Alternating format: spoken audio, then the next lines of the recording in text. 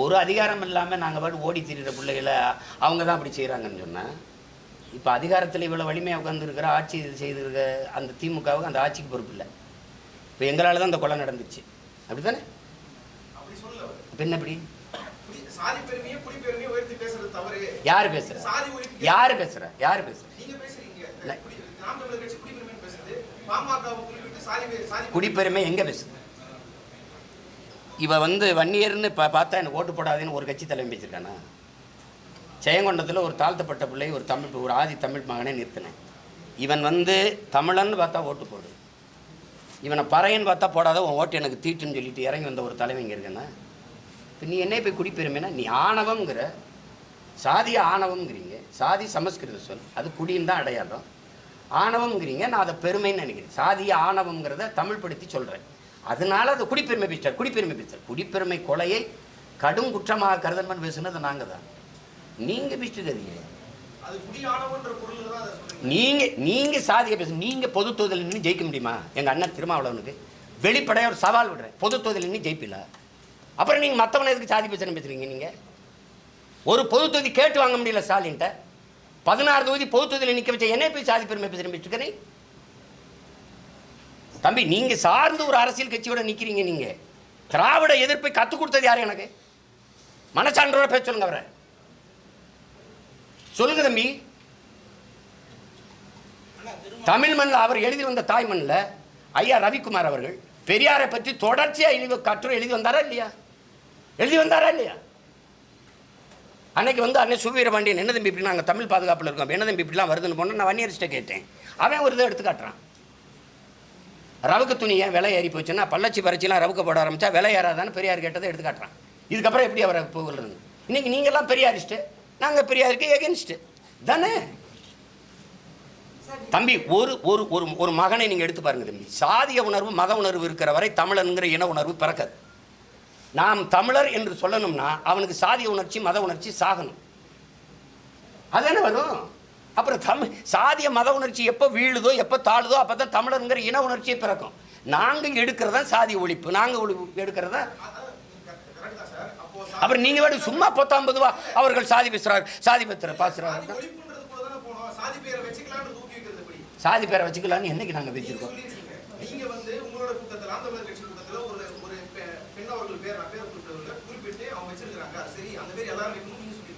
எல்லாரும் வைக்கணும் பேசலாம்.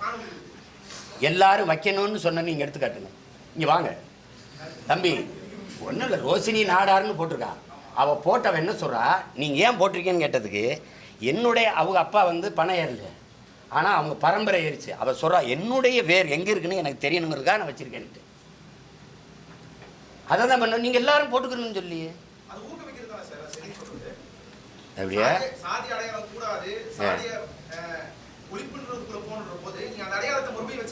நீங்கள் அதை ஒழிக்க போராடுறவன்ட்டே இதை கேட்டுக்கிட்டு இருந்தீங்கன்னா நான் ரெட்டியார், நாங்கள் என்ன ரெட்டியார் தெலுங்குல தான் ஓட்டு கேட்பேன்னு. ரெட்டியார் மாநாட்டில் பேசுனா ஐயா நேருவையும் கேகே சாரும் கேள்வி கேட்காத, நீ என்ன கேட்குற? திரும்ப பேசிட்டு இருக்கிற.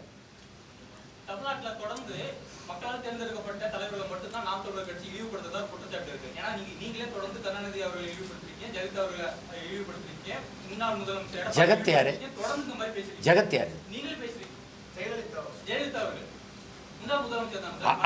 ஆட்சியாளர்கள் வந்து செய்யற தவறை சுட்டி காட்டக்கூடாதுன்னு இல்லையா?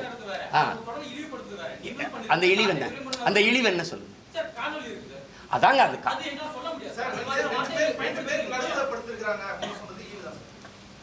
ஆமா, நீங்க திராவிடம் பேசுனீங்க, பார்ப்பனருக்கு எதிரான திராவிடம். நீங்க 2 திராவிட தலைவருக்கு இடையில ஒரு பெண்ணை படுக்க வச்சிருக்கீல்ல, புதைச்சிருக்கீல்ல.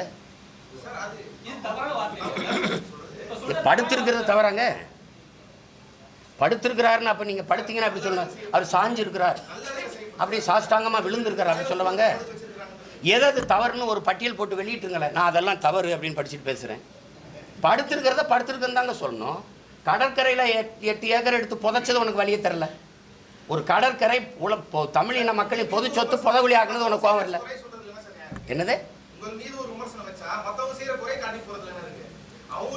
இது? என்ன விமர்சனம்? ஒரு மனுஷி படுத்திருக்கிறதா சொல்ல முடியும் தம்பி. இதில் என்ன விமர்சனம்? உனக்கு என்ன பிரச்சனை? சரி, இனிமேல் நான் படுத்திருக்கல, அப்படியே சாஷ்டாங்கமாக விழுந்து கிடக்குறாங்கன்னு வேணா சொல்கிறேன், மாற்றிக்கிறேன். சார், தற்போது நீங்கள் குறிப்பிட்ட சங்க இலக்கியங்களை காட்டியிருக்கிறாங்க, நாங்க அந்த பாடலை எழுதுற அதெல்லாம் சொல்றீங்க.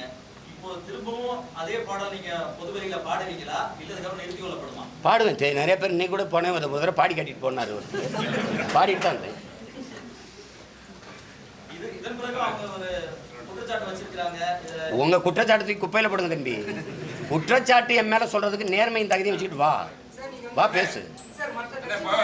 விக்கிரவாண்டி தேர்தலை பொறுத்த தொடர்ந்து உங்க கட்சியுடைய ஓட்டு வந்திருக்காங்க. இது இதை பத்தி உங்களுடைய கருத்து, நீங்க எதிர்பார்த்த வாக்குகள் வந்திருக்கா? அது இடைத்தேர்தலில் நாங்கள் உங்களுக்கு தெரியும், ஒரு அதிமுகவில் அதில் என்ன நடக்கும்னு தெரிஞ்சுதான் அது பின்னடைஞ்சிருச்சு. நாங்கள் அப்படி பின்னடைய முடியாது. வளருகிற கட்சி, நாங்கள் எங்கள் கருத்தை விதைச்சிக்கிட்டு மக்களுக்கு எங்கள் வேட்பாளரை அறிமுகப்படுத்திக்கிட்டு ஒவ்வொருத்தரும் இப்படி ஒரு கட்சி இருக்குன்னு சொல்லணும். அதான் முதன்மையானது. அதை நாங்கள் செஞ்சோம்.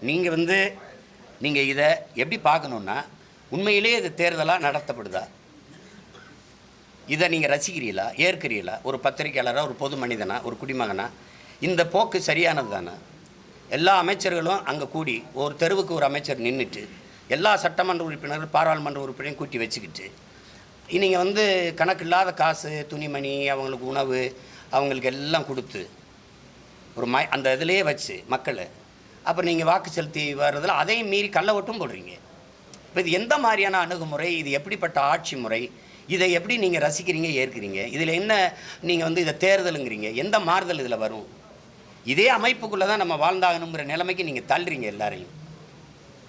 அப்போ நீங்கள் இதை மாற்றுறதுக்கு என்ன வழின்னு நீங்கள் யோசிக்க மாட்டீங்க. புதிதாக ஒரு ஆற்றல் வந்தால் அதை சிதைக்கிறதுக்கு, அதை ஒழிக்கிறதுக்கு தான் நீங்கள் காசு கொடுக்காம இந்த பிள்ளைகள் போராடுறாங்க அப்படின்னு ஒரு குறிப்பு கூட கிடையாது.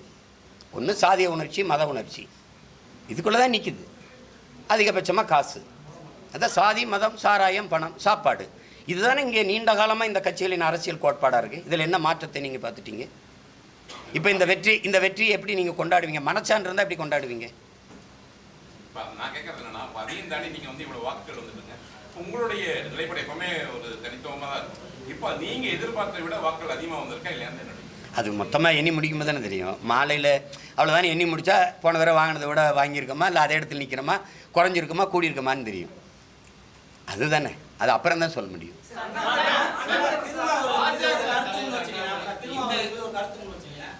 திருமாவர்கள் என்ன சொல்றாரு அப்படின்னா, நான் திமுக கூட நிற்கிறதுக்கு காரணம், எனக்கு எதிரியா நான் ஆர்எஸ்எஸ் பிஜேபி எல்லாம் பார்க்கிறேன். அவங்களுக்காக தான் நான் எனக்கும் காங்கிரஸ் கூட ஒரு கருத்து வேறுபாடு இருக்கு, எனக்கும் அதிமுக கூட ஒரு கருத்து வேறுபாடு இருக்கு, எனக்கும் திமுக கூடயும் ஒரு கருத்து வேறுபாடு இருக்கு.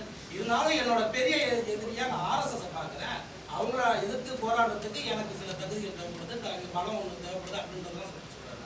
இதனாலதான் திமுக கூட இருக்கிறத குறிப்பிட்டு சொல்றாரு. அதை நான் ஒன்றும் சொல்லி, அதை நீங்க அப்ப குறிப்பிட்டு சொல்லியிருந்தீங்க. அதனால் ஒன்றும் சொல்ல, அவர் முடிவு பண்ணிட்டாரு, இங்கே தான் நம்ம இருக்க முடியும்னா அதை ஒன்றும் சொல்ல. ஆனால் திமுக, ஆர்எஸ்எஸ், பிஜேபி எதுக்குதாங்கிறத முதல்ல யோசிக்கணும்ல. எதுக்குதான்னு பார்க்கணும். முரண்பாடுகள் இப்போ பாமக ஒரு கொள்கையை சொல்லுது, உயிர் கொள்கை, சமூக நீதிங்குது. அதுக்கு நேர எதிர் பாஜகவோட கூட்டணி வைக்கிறது உயிர் கொள்கை செத்து போகுது.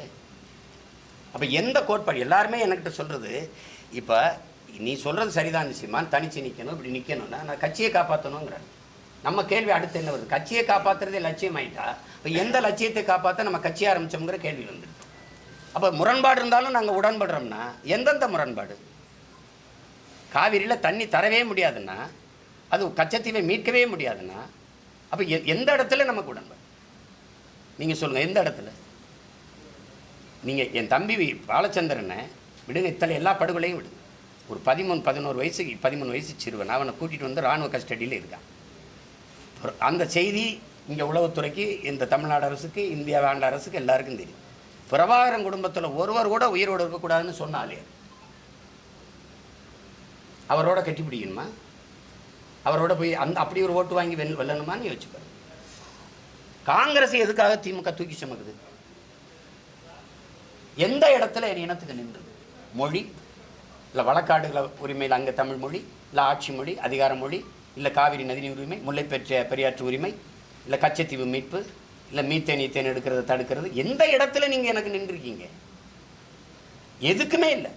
முழுக்க என் இனத்தை படுகொலை செய்து கொன்றது உலகத்துக்கே தெரியும். அன்னைக்கு எங்கள் அண்ணன் உண்ணாவிரதம் இருந்தது, உங்களுக்கு தெரியும், மரணம் வரை உண்ணாவிரதம் இருந்தது. அன்னைக்கு எதிர்த்தது யார்? இதே காங்கிரஸை தான். அன்னைக்கு அதிகாரத்தில் இருந்தது இதே திமுக தான். அப்புறம் அதிமுக டெய்லியும் அவங்க கூட்டம் பண்ணதான், அதில் குறிப்பாக நிர்வாகிகள் வந்து நாம் தமிழரோட கூட்டணி வச்சுக்கணும்னு சொல்லியிருக்காங்க. உங்களுடைய நிலைப்பாடு? பேச்சுவார்த்தை ஒரு கட்சின்னு இருந்தாங்க. இன்றைக்கி நேற்று இல்லையே, அம்மா ஜெயலலிதா இருக்கும்போது கூட அன்றைக்கி 16 வந்து எனக்கு ஒரு ஓட்டு இருக்குதான்னு இல்லையான்னு கூட தெரியல. அன்றைக்கே அவங்க கூப்பிட்டாங்க, தம்பியை கூட்டிகிட்டு வாங்க நம்ம கூட அப்படின்னு. அது எனக்கு கூட்டணிங்கிறது கோட்பாட்டில் இல்லை. அது ரெண்டாவது, திராவிட இந்த இந்திய திராவிட கட்சிகளோடு நாங்கள் இருக்க முடியாது. ஏன்னா இப்போ நீங்கள் வந்து ஒரு திராவிட கட்சியோட போயிட்டு எனக்கு என்ன அரசியல் இருக்குன்னு சொல்லுங்கள். இருங்க, நான் கேட்குறேன், ஊழல் லஞ்சத்தை ஒழிக்கணும்னு. நீங்கள் ஏற்கனவே இருக்கிற ஊழல் லஞ்ச அந்த கட்சிகள் இப்போ நீங்கள் மாற்றுன்னு பேசுகிறீங்க. எந்த கட்சி ஆட்சியிலிருந்து, எந்த கட்சியின் அரசியல் கோட்பாட்டிலேருந்து மாற்று? இந்த கட்சிகள் இந்த கட்சியிலேருந்து தானே மாற்று. இப்படி தான் எங்கள் முன்னோர்கள் வந்த எல்லாரும் வச்ச கோட்பாட்டை வந்து திருப்பி இந்த கட்சிகளோடவே கூட்டணி வைக்கும்போது அது மாற்றாலாமே ஏமாற்றாயிருச்சு. இப்போ நீங்கள் மாப்போசிலேருந்து சீப்பாத்திலேருந்து எங்கள் ஐயா மருத்துவர் ராமதாஸ்லேருந்து எங்கள் அண்ணன் திருமாவிலேருந்து அண்ணன் வைகோலேருந்து ஐயா விஜயகாந்த்லேருந்து எல்லாருமே மாற்றுன்னு வந்த எல்லாருமே திருப்பி அங்கே போனோடனே அவங்களுடைய வாக்கு விழுக்காட்ட பாருங்கள். 10.5 ஐயா விஜயகாந்துக்கு பாராளுமன்றத்தில் இப்போ என்ன வாக்கு விழுக்காட்டு இருக்கு பாருங்க. அது குறையுது இல்லை? அப்போ அதுதான் அங்கே இருக்கிற பிரச்சனை. அண்ணன் வைகோவுக்கு எவ்வளோ இருந்தது, இப்போ எவ்வளோ இருக்குது? அப்போ அதனால அது வந்து அது இல்லை இப்போ இல்லை.